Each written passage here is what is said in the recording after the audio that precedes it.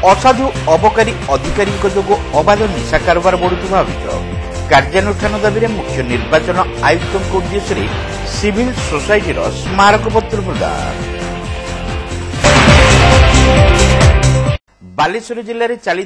अबाध निशा कारोबार आगामी निर्वाचन में विशृंखला सृष्टि करने सांगू नकली मद धनजीवन हानि घटाइबा नहीं आशंका प्रकाश करिछि बालेश्वर सिविल सोसाइटी। समग्र जिले में मदर बन्या होउथबा नहीं विभिन्न गणमाध्यम प्रकाशित खबर संपर्क में उद्वेग प्रकाश सह एहार सत्यता को नहीं अनुध्यान कर कर्मकर्ता माने प्रकाश करिसेंती। बालेश्वर जिले में संप्रति 52टी सरकारी पंजीकृत विदेशी मद दुकान थिबा बेले ग्रामांचल में प्राय 3500 रु अधिक चोरा मद दुकान में एवं खुलमखोला मद बिक्री होउछि। एही बेआईन मद व्यवसाय अबकारी विभागर असाधु अधिकारी और कर्मचारी सहयोग में चलता सोसाइटीर कर्मकर्ता माने आरोप उठाई। सारा जिले में एमती कौन पंचायत नहीं जो 5-7टारू अधिक चोरा मद दुकान नहीं। एमती पंजीकृत दुकान जरिया सरकारी धार्य परिमाण मद बिक्री टार्गेट पूरण पर चोरा मद दुकान जरिया सबु गाँव में मदर बन्या बोछि। विभागीय अधिकारी और कर्मचारी सहयोग में ग्रामांचल में हजार हजार चोरा मद दुकान चली विभिन्न गणमाध्यम खबर प्रकाश पाउछि। बेआईन मद कारोबार को नहीं संपृक्त अंचल में अशांति और अपराध बढ़ुवा दर्शाई महिला माने बारंबार जिलापाल और जिला अबकारी अधीक्षक को फेरा देउछंती। तुरंत दुकान बंद पाई से दाबी करुछंती। एहा सत्वे अबकारी विभाग नीरव रहिबा और कां भां जणे दुई जण देशी मद बेपारी को गिरफ करिबा किछि देशी मद जबत तथा पोच नष्ट सह बाहावा नेबाकू उद्यम करने अत्यंत दुर्भाग्यर विषय बोली सिविल सोसाइटीर कर्मकर्ता माने आरोप उठाई। अन्य पक्षे चलित निर्वाचन को दृष्टि रखी गत 2 मास मध्य ग्रामांचल में चोरा मद दुकान क्रमश बढ़िबार लागिछि।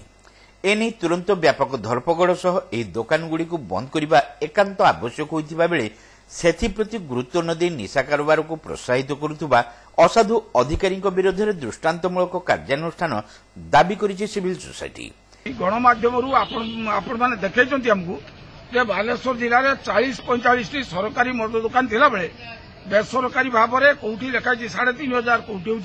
5000 मद दुकान से निर्वाचन अबाध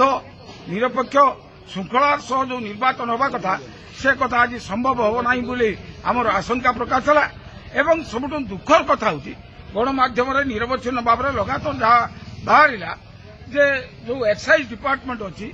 जे नियंत्रण को आनिबा कथा निर्वाचन संपर्क में एवं निशा कारोबार संपर्क में जे श्रृंखलागत पदक्षेप नवा कथा जे सेमाने बड़े इन्स्ट्रुमेंटाल जे बालेश्वर जिले में से हेरोइन हो चरस हो कोकेन हो गांजा हो मद हो या बन्या सृष्टि करने एक्साइज डिपार्टमेंट कड़े आयुध साची तेणु या विरुद्ध पटा नहीं तेणु या विरुद्ध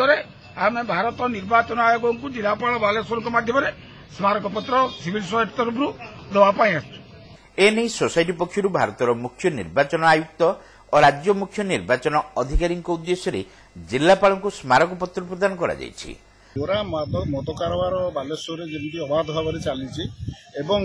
तार कौन गोटे स्थिरता ना केते कौन होउची तार ये सुपरटेंडेंट जो ये जो सुपरटेंडेंट अच्छा एक्साइज सुपरटेंडेंट आम जहाँ विभिन्न पत्र पत्रिका देखुचु से बहुत पैसा नौकरी एवं एबे गोटे पेपर बाहर 15 कोटी टंका चांदा जने देलानी बोली ताको आनिकी पिटिले रखिकी एक्साइज थाना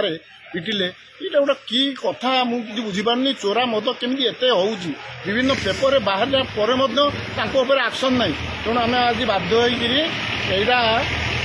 chief election commission of India दौचु कॉपी दौचु आम चीफ इलेक्टोरल ऑफिसर भुवनेश्वर दौचु जिलापाल माध्यम दौचु जे से जो चोरा मद कारोबार होउची तार प्रतिकार कर उपयुक्त कार्यानुष्ठान ग्रहण कर। स्मारक पत्र प्रदान बेले सोसाइटीर सभापति अंतर्जामी प्रधान संपादक मनोज कुमार नायक देवव्रत पाणिग्राही सीताराम प्रधान विजय कुमार बेहरा रमेश कुमार पाणिग्राही राकेश कुमार महांती समेत बहु सदस्य उपस्थित थिले।